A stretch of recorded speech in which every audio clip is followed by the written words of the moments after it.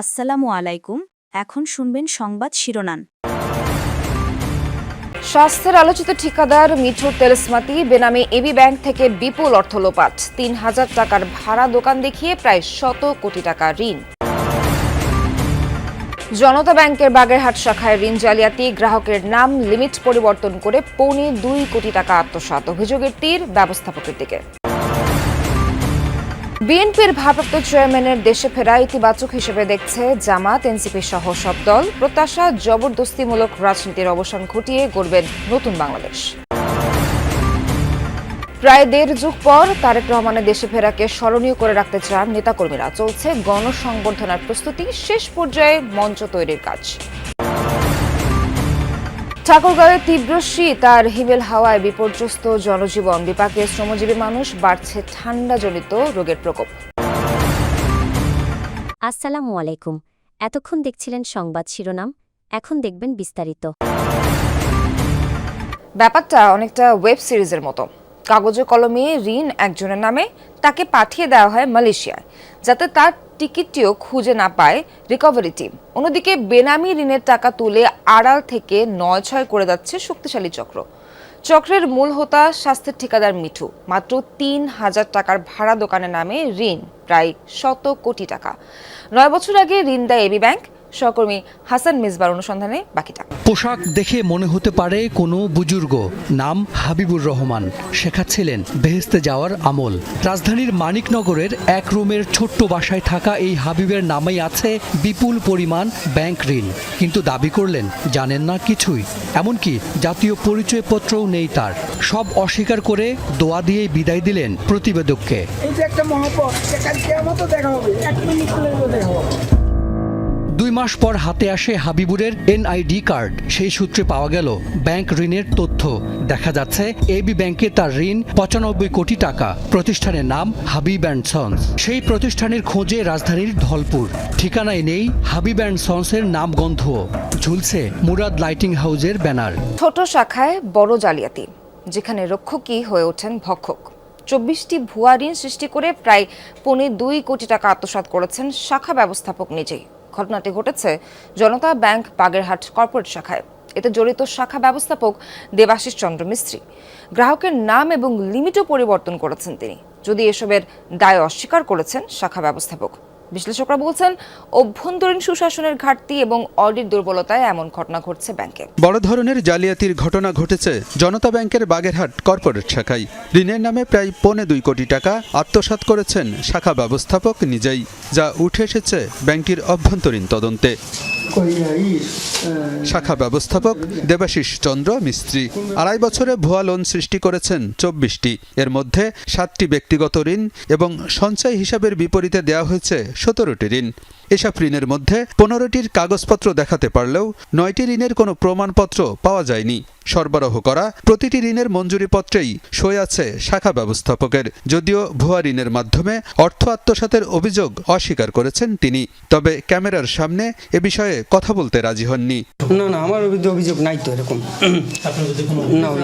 শাখা ব্যবস্থাপকের জালিয়াতির বিষয়টি পূর্ব পরিকল্পিত।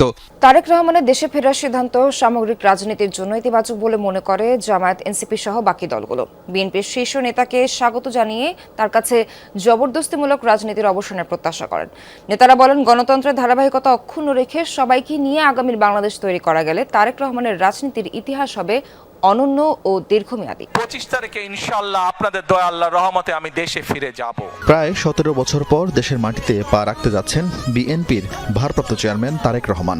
তাকে বরণ করে নিতে স্মরণকালের সর্বোচ্চ জমায়েতের প্রস্তুতি নিচ্ছে বিএনপি। দেশে না ফেরা ঘিরে রাজনৈতিক সমালোচনার যেমন অবসান হতে যাচ্ছে, তেমনি সংকট মোকাবেলায় তারেক রহমানকে সমাধান মনে করছেন এই রাজনীতি বিশ্লেষক। ১৫-১৬ বছরে তার যে রাজনৈতিক দলগুলো, সহযোদ্ধা মিত্র রাজনৈতিক দলগুলো আছে, বিএনপির টানাপোড়েনের যে জায়গাটা আছে, সেই সংকটের একটা সমাধান হবে তারেক রহমানের উপস্থিতির মধ্য দিয়ে। এগিয়ে চলেছে তারেক রহমানের গণসংবর্ধনার প্রস্তুতি। এরই মধ্যে রাজধানী ৩০০ ফিট এলাকায় মঞ্চ তৈরির কাজ প্রায় শেষের দিকে। দফায় দফায় পর্যবেক্ষণ চলছে অভ্যর্থনা কমিটির। দীর্ঘ ১৭ বছর পর বিএনপির ভারপ্রাপ্ত চেয়ারম্যানের দেশে ফেরাকে ঘিরে অধীর অপেক্ষায় নেতাকর্মীরা। দীর্ঘ প্রায় 1.5 যুগের নির্বাসিত জীবনের অবসান ঘটিয়ে আগামী 25 ডিসেম্বর দেশে ফিরছেন বিএনপির ভারপ্রাপ্ত চেয়ারম্যান তারেক রহমান। পাসপোর্ট নবায়ন না হওয়ায় ট্রাভেল পাস বা ভ্রমণ অনুমতি নিয়েই ফিরছেন দেশে।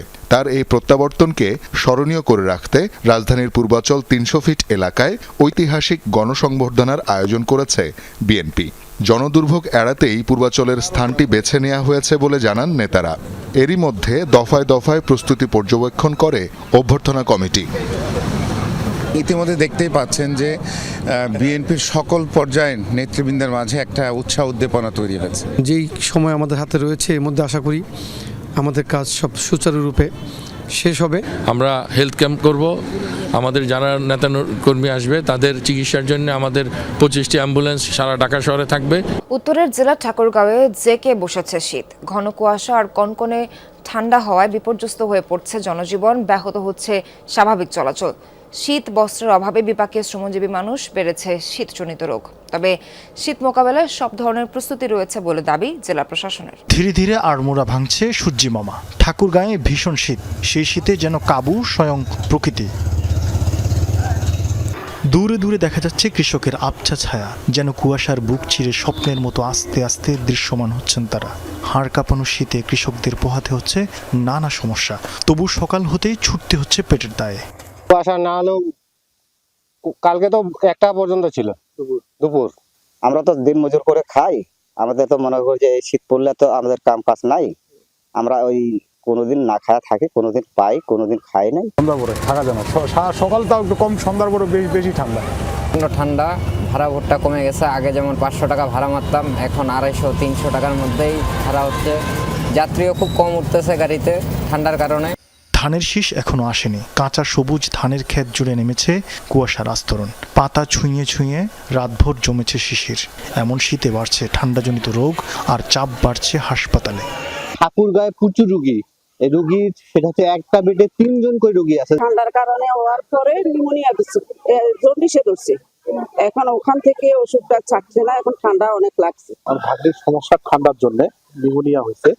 আমরা গত 3 দিন ধরে আমি ঠাকুরগাঁও সদর হাসপাতালে ভর্তি আছি। আমাদের আজকে এ পর্যন্ত প্রায় 190টা রোগী আমাদের এখানে অবস্থান করতেছে এবং এর মধ্যে সকাল থেকে আরো প্রায় 20টার মতো পেশেন্ট আমাদের অলরেডি ভর্তি হয়ে গেছে। ডায়রিয়া রোগ যেটা আমরা বলি, যে বাচ্চারা পাতলা পায়খানা, বমি, সঙ্গে পেট ব্যথা, খাইতে পারতেছে না, ডায়রিয়া রোগীর সংখ্যাটা আমাদের একটু বেশি বেড়ে গেছে। দিনের শুরুতে রীতিমতো হেডলাইট জ্বালিয়ে চলছে গাড়ি। এক হাত দূরের জিনিসও দেখতে কষ্ট হচ্ছে, ফলে মাঝে মাঝেই ঘটছে দুর্ঘটনা। জেলা প্রশাসন জানিয়েছে সরকারের নানা প্রস্তুতির কথা। শীতার্ত অসহায় মানুষদের জন্য অব্যাহত রয়েছে নানা কর্মসূচি। আমরা 15 লক্ষ টাকা পেয়েছি শীত বস্ত্র ক্রয়ের জন্য এবং 1000 কম্বল পেয়েছি সংশ্লিষ্ট মন্ত্রণালয় থেকে। সেগুলো উপজেলা ওয়ারি বিতরণ হয়ে গিয়েছে। আর বেসরকারি পর্যায় থেকেও কিছু শীতবস্ত্র পাওয়া গিয়েছে, সেগুলো বিতরণের কাজ চলছে।